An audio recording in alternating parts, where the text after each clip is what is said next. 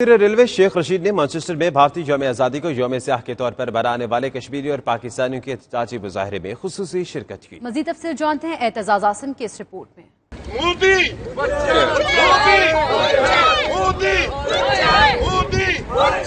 بھارت کے یوم آزادی پر دنیا بھر میں بسنے والے پاکستانی اور کشمیریوں نے آج یوم سیاح منایا۔ اس سلسلے میں مانچسٹر میں بھی ایک احتجاجی مظاہرے کا اہتمام کیا گیا، جس میں وفاقی وزیر شیخ رشید احمد نے خصوصی شرکت کی۔ مظاہرین نے ہاتھوں میں کشمیر اور پاکستان کے جھنڈے اٹھا رکھے تھے۔ مظاہرین نے ہاتھوں میں پلے کارڈ بھی اٹھا رکھے تھے، جن پر کشمیریوں سے اظہار یکجہتی اور بھارت کے کشمیر میں ظلم و جبر کے خلاف نعرے درج تھے۔ مظاہرین نے بھارت کے ظلم کے خلاف خوب نعرے بازی کی۔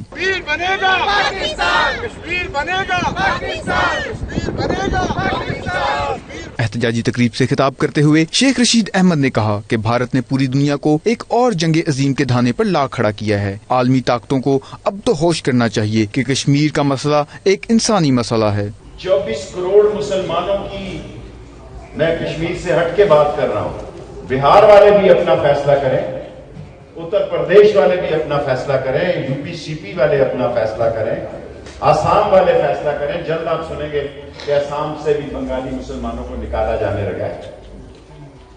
What is the theory in his mind؟ وہ دنیا میں ایک ہندو جنتا کی، ایک سیکولر سٹیٹ کی، جو کہ ساری میرا تو یہ خیال تھا ساری زندگی میں کہ ہندوستان نان الائنڈ رہے گا، ہندوستان جو ہے وہ یورپی یونین پرانی یا نئی میں شامل رہے گا، ہندوستان سیکولر سٹیٹ کے طور پہ رہے گا۔ میں نے کبھی نہیں سوچا تھا کہ ہندوستان ٹرمپ کی جیب کی گھڑی اور ہاتھ کی چھڑی بن جائے گا۔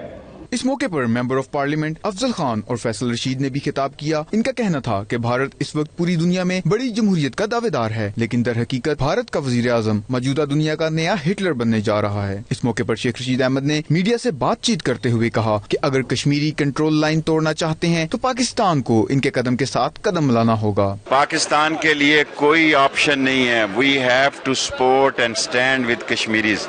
72 سال ہم کیا کرتے رہے ہیں؟ 72 سال اس دن کا انتظار کرتے رہے، وہ دن آ گئے، اور کشمیریوں کو اندر رہ کے لڑائی لڑنی ہے اپنی آزادی کے لیے، اور یہ ان کا حق ہے۔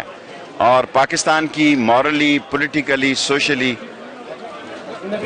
سب حمایت ان کو حاصل۔ OIC کا ساری دنیا کو پتا ہے کمزور سی آواز ہوتی ہے، لیکن کشمیر کا خون اور کشمیر کا جوان سلامتی کونسل اور OIC کی خود آواز بنے گا۔ میں نے لیٹر لکھا ہے، میرے ساتھ اوور 50 پارلیمنٹیرینز نے لیٹر لکھا ہے، جو کہ one of the most powerful letter جو has gone to United Nation Security Council کے جو ہے جنرل سیکرٹری کو۔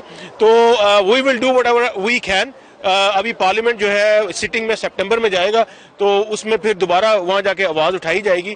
تو یہ میرے خیال سے مسئلہ جو ہے نا بہت اس وقت ڈینجرس ہے۔ بلیک ڈے کو منایا جا رہا ہے دنیا بھر میں، بہت بڑا پروگرام لندن میں بھی ہو رہا ہے، اسی طرح بڑے شہروں میں، اسی طرح مانچسٹر میں آپ یہ دیکھ رہے ہیں۔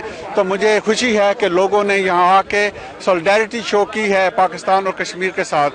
جو حرکت اس وقت کشمیر میں کی گئی ہے، اور جس طرح انہوں نے امپوز کیا ہے اپنی حاکمیت کو، اور یہ گورنمنٹ اور انڈین فورسز جو انڈین گورنمنٹ کر رہی ہے کشمیریوں کے اوپر، یہ بالکل ایکسیپٹیبل نہیں ہے، اور دنیا نے اس کو ریجیکٹ کر دیا۔ ان کا مزید کہنا تھا کہ اسلامی کانفرنس کی تنظیم ایک کمزور تنظیم ہے۔ کشمیر کے ہر بچے کو اب سلامتی کونسل اور اسلامی کانفرنس تنظیم بننا پڑے گا تاکہ ان کی آواز دنیا سن سکے۔